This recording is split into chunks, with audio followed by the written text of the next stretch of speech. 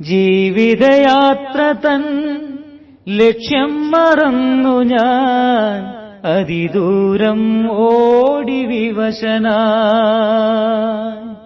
വേല ചെയ്തു വലഞ്ഞെന്റെ പാണികൾ തളർന്നു പോയി, ഫലമൊന്നുമില്ലാതെ മനസ്സും.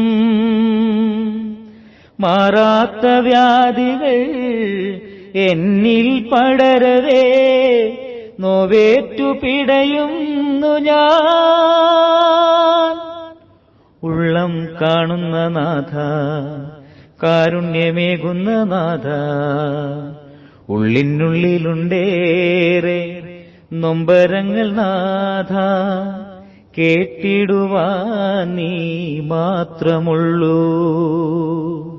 ഏറേറെ നാളായി മനസ്സിന്റെ കോണിൽ മായാതെ നീറിടും വേദനകൾ, വന്നിടൂ കേൾക്കുവാനായി എന്നേശു.